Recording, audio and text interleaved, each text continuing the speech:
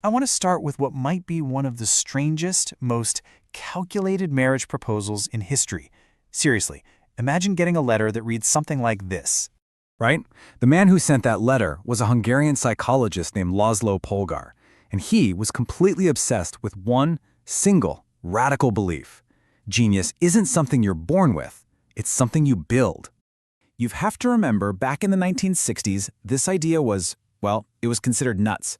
The common belief was that geniuses were just born different. So when Laszlo shared his theory, people literally laughed in his face. One official even told him he should probably go see a psychiatrist. But Laszlo, he was dead set on proving every single one of them wrong.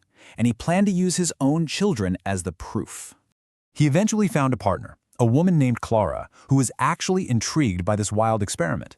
Together, they needed to pick a field where success couldn't be argued. You know, not something subjective like art or writing. They picked chess. Why? Because in chess, it's black and white. You either win or you lose. There's no debate. And so, with their very first daughter, Susan, the experiment began. We're talking intensive, homeschooled, chess all-day training, all starting before she was even 4 years old. Now, this crazy intense focus on just one thing, it perfectly sets up the first model of learning we're going to talk about today, what's known as the I-shape. So what is an I-shaped learner? Just picture the letter I. It's one single vertical line that goes deep, deep, deep into one specific area. This person is a true specialist. This was the Polgar method to a T, just thousands and thousands of hours laser-focused on mastering one single thing. So, did it work?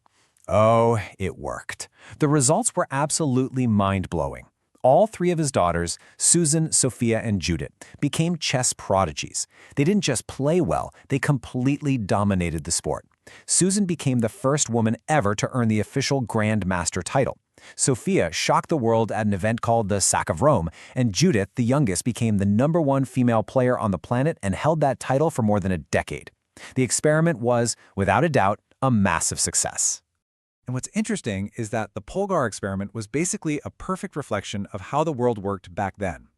During the industrial era, the world was pretty predictable.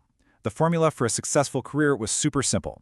Pick one thing, get really good at it, do it over and over and over again, kind of like on an assembly line. And you would be rewarded for that specialty. The I-shape was king. But, as we all know, the world started to change. It got a lot less predictable, and a whole new way of thinking started to take hold. A way of thinking that rewarded a completely different kind of person. And this brings up a really important question. I mean, being a deep specialist is obviously powerful, but is it the only way to do something amazing? Well, as it turns out, the answer is a big fat no. Okay, let's jump to a different story. The year is 1928. A scientist, Alexander Fleming, comes back to his lab after a little vacation. He starts tidying up and he notices this one petri dish where he was growing some pretty nasty bacteria, and something's off. Some weird mold had gotten into the dish and contaminated it. But here's the crazy part. In a perfect little circle all around the mold, the bacteria were just gone. They were all dead. Now, your typical I-shaped specialist who's focused only on bacteria would have just seen this as a ruined sample and tossed it right in the bin. But Fleming wasn't just a bacteria guy. He was curious about a lot of things. So instead of throwing it out, he paused, and he asked this simple but world-changing question: why? Why is the mold killing the bacteria? And that single question, born from curiosity beyond his specialty, led to the discovery of penicillin. It gave us antibiotics. And this is the perfect example of the T-shaped learner. Okay, so now picture the letter T. You've still got that deep expertise going down, that's the vertical bar, just like the I-shape, but now you also have this broad knowledge across a bunch of different subjects. That's the horizontal bar on top. And T-shaped people have this amazing ability to connect ideas from different fields, leading to incredible breakthroughs, just like Fleming did. So, we've journeyed from the I-shape to the T-shape. But today, in a world that's changing faster than ever, even that might not be enough. It seems the future is M-shaped. Think about it. We are living in the age of the internet, of AI, and the rules of the game are changing yet again. And this isn't just the theory. Huge companies like Infosys are actually saying out loud that the talent they're looking for needs to evolve beyond the T-shape. They're looking for M-shaped people. Okay, so what on earth is an M-shaped learner? Well, just picture the letter M.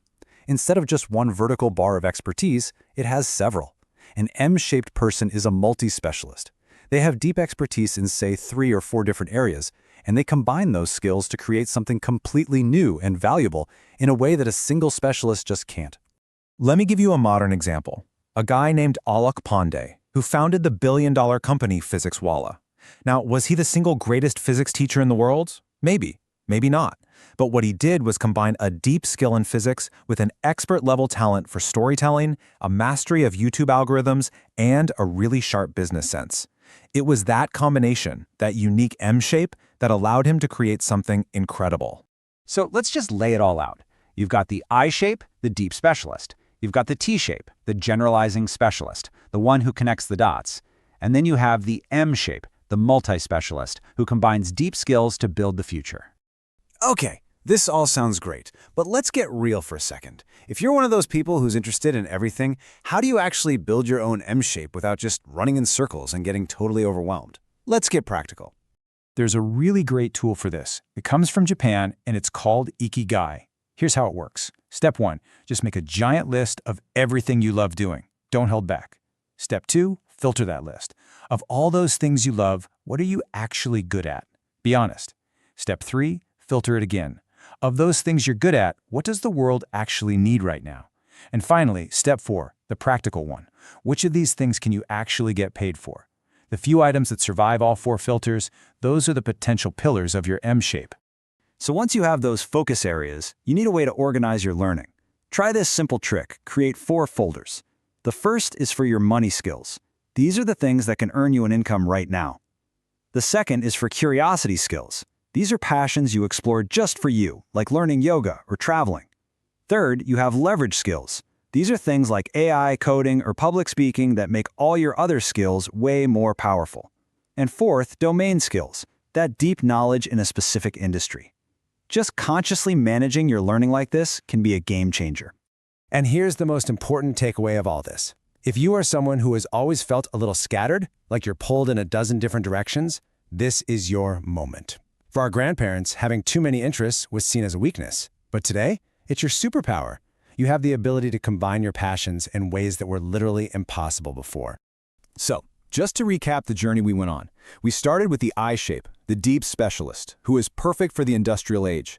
Then, the world changed, and we got the T shape, the innovator who could connect different worlds. And that brings us to right now and to what's next, the M shape, the multi-specialist who builds entirely new things by combining their unique set of skills. Which really just brings us to one final crucial question. And this one isn't for me to answer, it's for you. When you think about your passions, your unique skills,